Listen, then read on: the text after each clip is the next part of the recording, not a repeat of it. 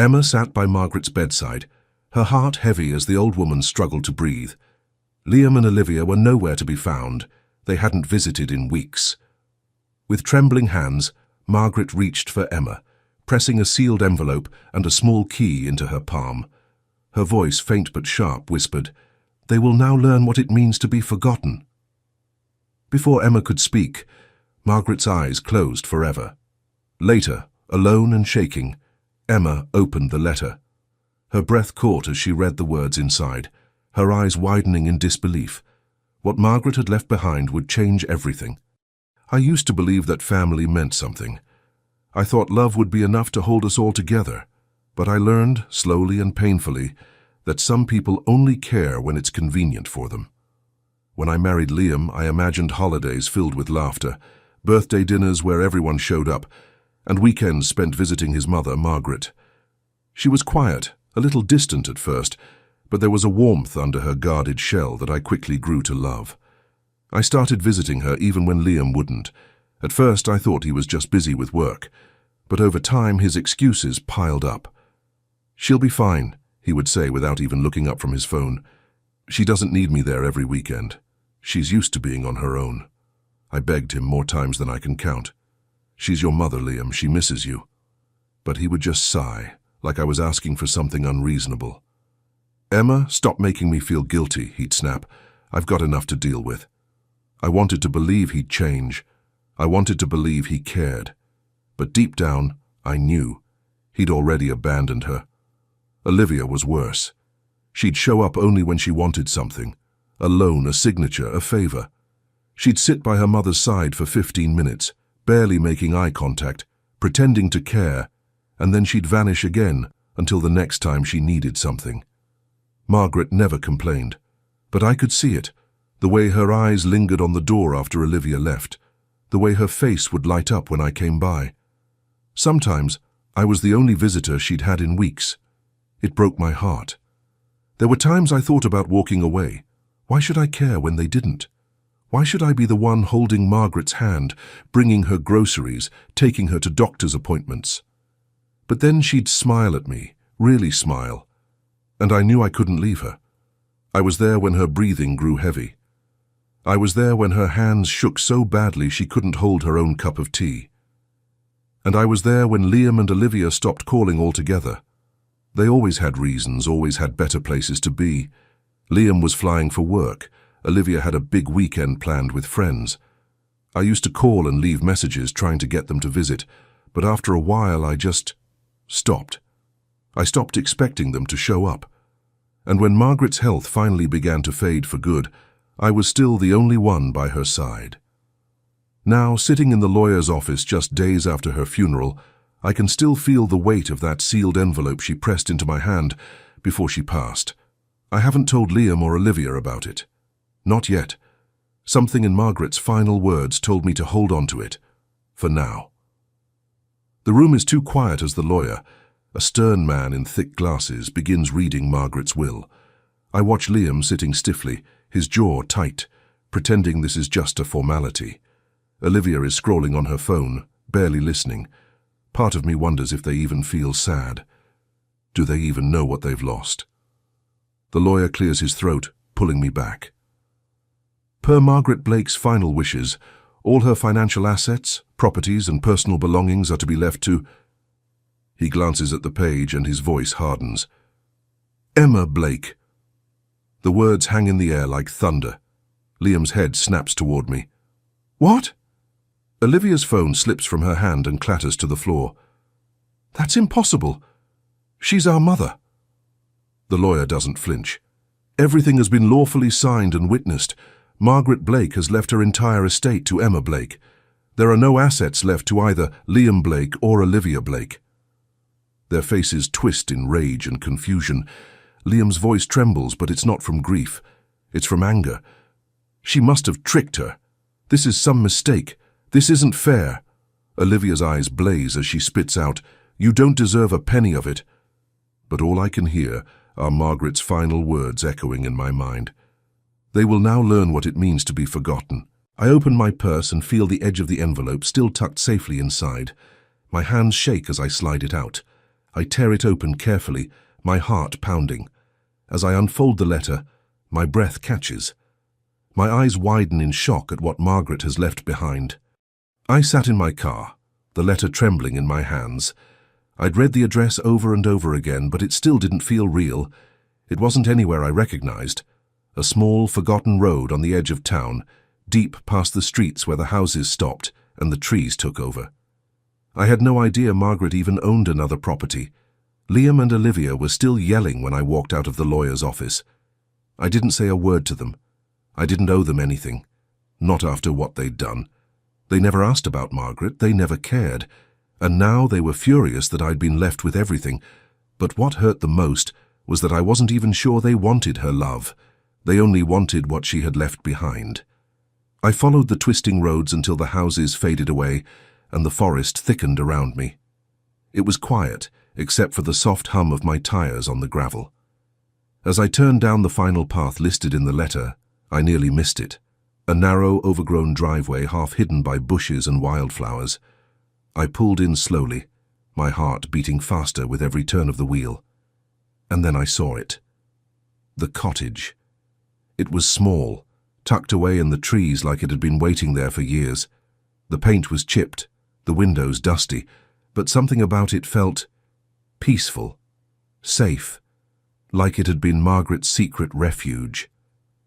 I stepped inside, the wooden door creaking softly. Dust floated in the beams of sunlight cutting through the windows. It smelled like time had stopped here. The furniture was simple, a cozy armchair, a faded rug, shelves lined with old books and knickknacks that must have meant something to her. And then I saw them, stacks of journals carefully placed on a small wooden table in the corner. I picked one up and flipped it open. Her handwriting was neat, delicate, but the words hit me like a punch to the chest. They stopped visiting, first Liam, then Olivia. I begged them to remember me, but they had already moved on. Emma is the only one who sees me. I sat down, reading for hours, flipping through journal after journal. The pages were filled with heartbreak. Margaret had written about birthdays spent alone, holidays where she waited by the window for her children to arrive, but they never did. She wrote about Liam's excuses, Olivia's coldness, the slow, painful way they disappeared from her life. But she also wrote about me. Emma brings me tea and listens to my stories. She makes me feel alive. She is more my daughter than anyone born from me. I have chosen her. Tears slid down my cheeks as I read those words. I had always wondered if I mattered to her, if she truly felt close to me, or if I was just there out of obligation. But she had seen me. She had loved me in a way Liam and Olivia never allowed themselves to love her. In one of the last journals she wrote, "They forgot me, they abandoned me, but Emma will remember." I wiped my tears and glanced around the room, feeling the weight of her trust, her sorrow, her final gift. That's when I noticed it. A small metal safe, tucked beneath the floorboards under the rug. I pulled it out, my hands shaking as I grabbed the key she had given me on her deathbed. My pulse thundered in my ears as I slid the key into the lock. It fit perfectly. For a moment I just stared at it. Part of me was afraid of what I might find inside. Was it money? More secrets? Something that would explain why she had gone to such lengths to leave everything to me. Slowly I turned the key until I heard a soft click. I took a deep breath and opened the safe. What I saw inside made me gasp. Inside the safe, neatly stacked bundles of cash glowed under the soft light pouring through the window. My breath hitched. I had expected maybe a few letters, maybe some old trinkets. But this was beyond anything I imagined. There were rows of velvet boxes filled with sparkling jewelry, rings, necklaces, and earrings, some so old they looked like family heirlooms. Tucked underneath them were carefully folded legal documents, each stamped and signed. I flipped through them with trembling fingers. One after another I saw that over the past several years, Margaret had been quietly transferring everything, her savings, her shares, her properties, into my name, bit by bit, as if she had been preparing for this day for a long, long time. My heart pounded. She had planned it all. She had known Liam and Olivia would be angry. She had known they would come looking. I sat on the floor of the dusty cottage, overwhelmed. Part of me wanted to cry. Part of me wanted to laugh.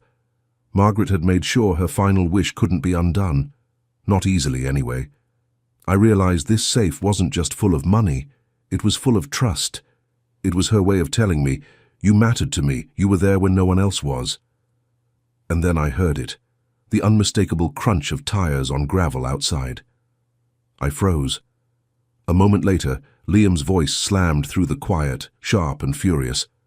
"Emma, I know you're in there." How did he find me? I quickly closed the safe and shoved it back beneath the floorboards, tossing the rug over it just as the door burst open. Liam stormed in, his face flushed, his jaw clenched so tightly I could hear his teeth grind. So this is where she was hiding everything. His eyes darted around the room, landing on the scattered journals and the key still in my hand. "What did you find?" I stood up slowly, trying to steady my breath. "It doesn't matter. You made your choice a long time ago, Liam." His fists balled at his sides. "You think you're entitled to her life, to her things. She was my mother." "You didn't act like she was your mother," I shot back, my voice firmer than I expected. "You ignored her. You left her alone. I was the one who cared for her. I was the one who stayed." His face twisted in frustration. "You think that makes you the owner of everything she built? You think a few visits and grocery runs give you the right to take what's ours?" "It's not yours," I whispered. "It never was. She made her choice." He stepped closer, towering over me, his voice low and dangerous. "You're going to hand over whatever you found, all of it, or I'll make sure you regret it." I didn't back away. "You have no right." "Oh, I'll find a right," he growled. "I'll take you to court. I'll fight you until you have nothing left. You think you can outsmart me, Emma? You think some dusty papers are enough to keep me out? You're wrong. I have every resource, every connection, and I won't stop until I get what's mine." His words slammed into me like a wave, but something inside me, something I didn't know was there, stood tall. "Go ahead," I said softly. "Take me to court. Try to tear me apart. But you know what, Liam? You already lost. You lost when you walked away from her. You lost when you stopped showing up. You lost long before today." His eyes narrowed, sharp with fury and disbelief. "We'll see about that." Without another word, he stormed out, slamming the door so hard the walls seemed to shake. I rushed to the window, my heart racing as I watched him speed away. I sank onto the couch, clutching the letter from Margaret in my hands. I wasn't sure if I had the strength to fight him in court. I wasn't sure what would happen next, but one thing was crystal clear. Liam wouldn't stop. He was coming for everything. And I would have to be ready. The legal papers arrived 3 days later, shoved into my mailbox like a cruel surprise. Liam wasn't bluffing. He and Olivia were suing me, claiming I manipulated Margaret, that I coerced her into changing her will, that I isolated her from her family. They called me a thief. They painted me as a liar. And somehow people believed them. It spread fast, faster than I thought possible. Friends I'd known for years began to distance themselves. They stopped returning my calls. Some crossed the street when they saw me coming, pretending not to notice me. Others whispered just loud enough for me to hear, their words cutting deeper than I cared to admit. She used that old woman for her money. Imagine tricking your own mother-in-law like that. How greedy can one person be? Every time I stepped outside, I felt their eyes on me. My phone buzzed constantly with messages I didn't want to read. Even people I once trusted were now taking sides. Just not mine. I wasn't just fighting Liam and Olivia. I was fighting the story they were telling about me. And worst of all, Liam was relentless. His lawyers hounded me with letters and court filings. They demanded I return the assets, claiming I had poisoned their mother against them. They even dragged up moments from the past, tiny arguments, offhand comments, to make it seem like I'd always planned this, like I'd been waiting in the shadows, ready to steal everything. The weight of it all crushed me. I cried myself to sleep most nights, wondering how it had come to this. I had taken care of Margaret because I loved her. I never asked for anything. I never expected her to leave me her estate, and now somehow I was the villain in everyone's eyes. Even Liam's threats grew sharper. "You won't win this, Emma. The whole town is watching you. You're going to lose everything." And when you do, don't bother coming back. I felt trapped, abandoned, completely alone. One afternoon, desperate for comfort, I returned to Margaret's cottage. It was the only place that still felt like mine, like hers. I curled up in the worn armchair, surrounded by the journals she had left behind, searching for something, anything, to help me stand back up. That's when I saw it. One journal I hadn't opened before, hidden beneath the others, its leather cover stiff with age. On the front, in Margaret's careful handwriting, was a single word: truth. I turned the pages, my hands trembling as I read her final entries. They think they can come back for what they never cared about. They will try to make Emma the villain, but I have written it all here. The real story. The story they don't want anyone to know. My heart pounded faster as I flipped to the last page, where her handwriting grew more firm, almost defiant. If Liam and Olivia ever contest my will, they will expose themselves. They will reveal what they've been hiding. I read the next lines, and my breath caught in my throat. Margaret had kept detailed records, bank transactions, emails, letters, all proving that Liam and Olivia had been secretly pressuring her to sell her house and cash out her savings, long before she had gotten sick. She had written everything down: dates, times, conversations. And most shocking of all, she had copies of the contracts they had tried to force her to sign. They wanted her money, even then. They had planned to send her to a care facility just to empty her accounts. Margaret hadn't just left me her estate, she had left me the evidence. I clutched the journal to my chest, my tears falling freely now, not from sadness but from relief. They didn't know I had this. This journal could destroy their entire case, but should I use it? Should I let the truth rip them apart? The choice wasn't as simple as it seemed. I sat in the quiet of Margaret's cottage, my hands still gripping the journal like it was the last lifeline I had. My heart raced as I reread her final entry, the one where she carefully recorded every lie, every attempt Liam and Olivia made to manipulate her. But tucked behind that last page was something even more shocking: a small envelope, sealed and labeled simply, "Play me." Inside was a tiny flash drive. With trembling fingers, I rushed to the old desk in the corner where Margaret's laptop still sat, its screen dusty but functional. I plugged in the drive and clicked on the single video file it contained. The screen flickered, and there she was, Margaret. She was sitting in this very cottage, her silver hair neatly pinned back, her voice steady but full of something I hadn't seen before: peace. "If you're watching this," she began, "it means Liam and Olivia are doing exactly what I knew they would. They think they can bully Emma. They think they can take what was never theirs." I felt my throat tighten as her eyes stared straight into the camera. "I want to be perfectly clear," she continued, her voice sharp now. "I chose Emma. I chose her because she was the only one who ever saw me.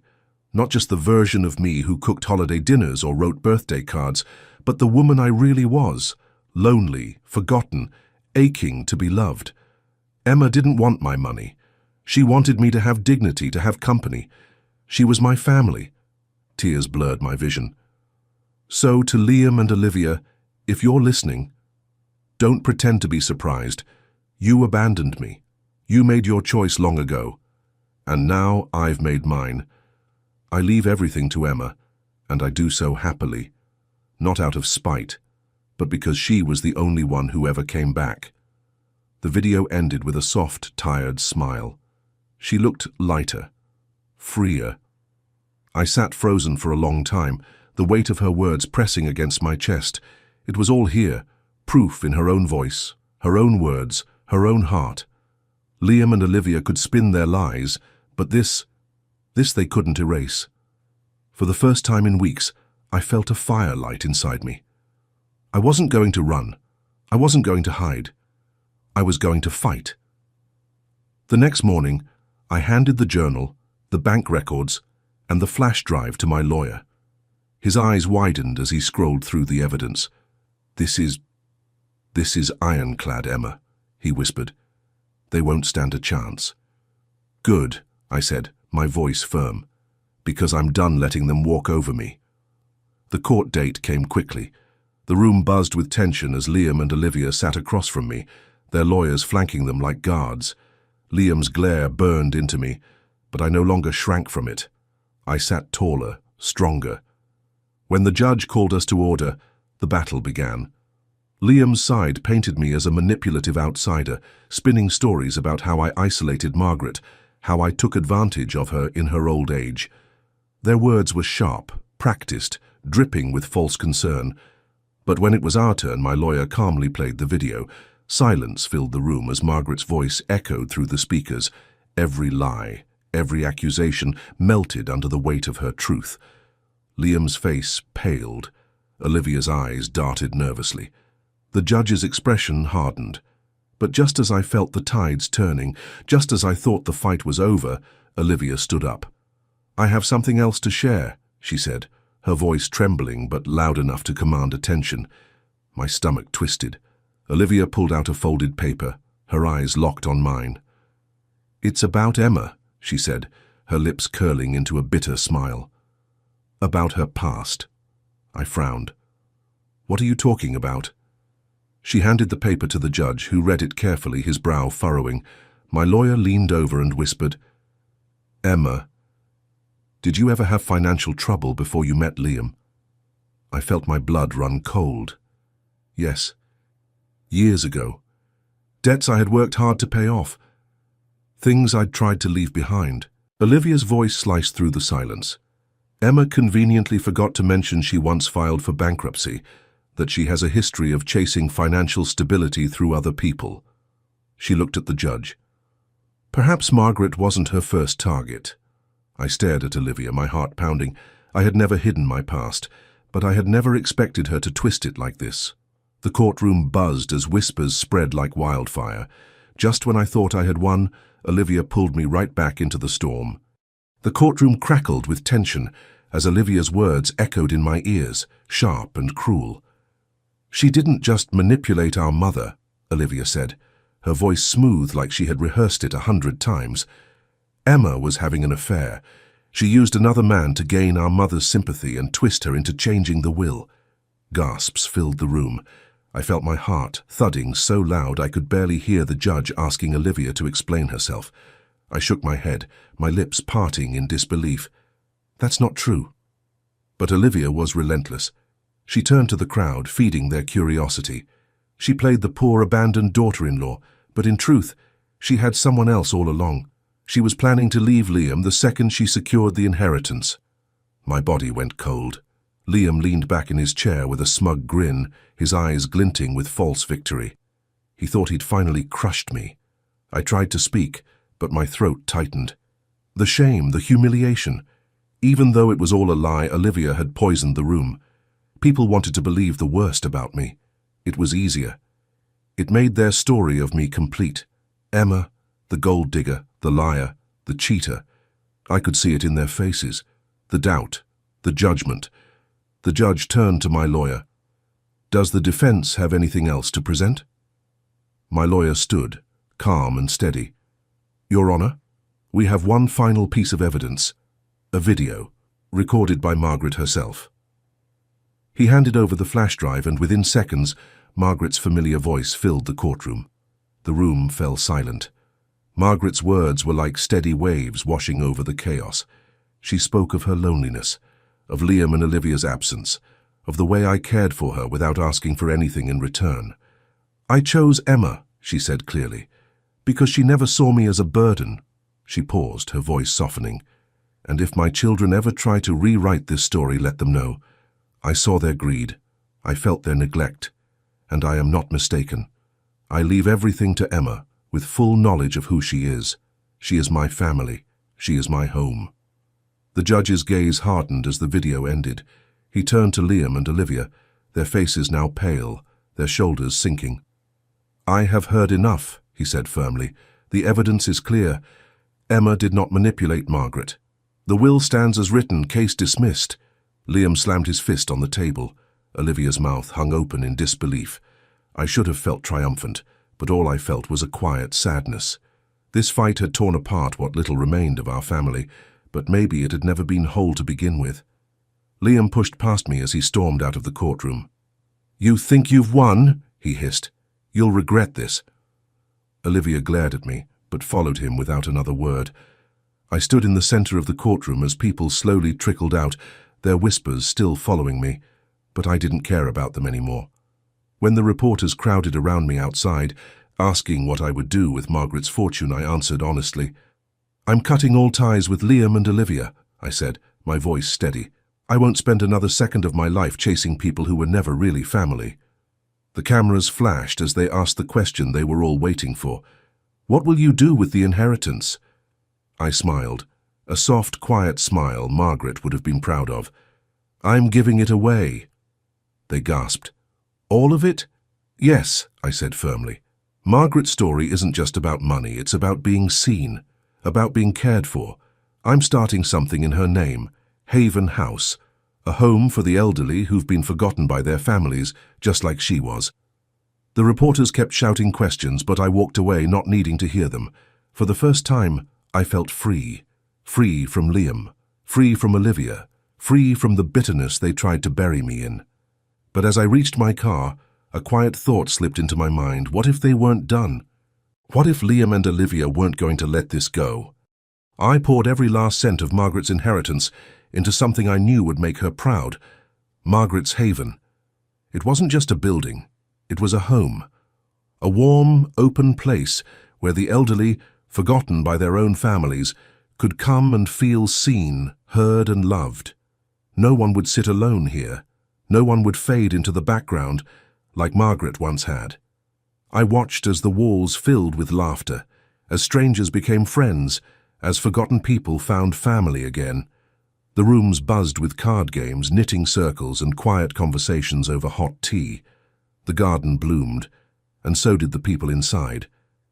Each day, I met someone who reminded me of Margaret, the woman who had been written off by her own children, who died in my arms not because I was her daughter by blood, but because I was the only one who stayed. For the first time in years, I felt light. I no longer carried the weight of trying to fix people who didn't want to be fixed. I didn't need Liam's approval. I didn't need Olivia's friendship.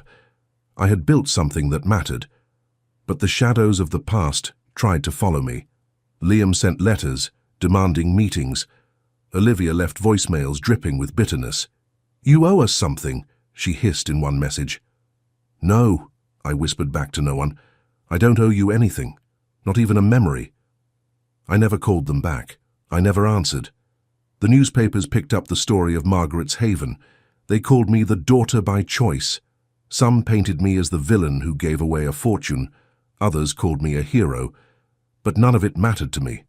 What mattered were the lives I touched, the hands I held, the rooms I filled with light.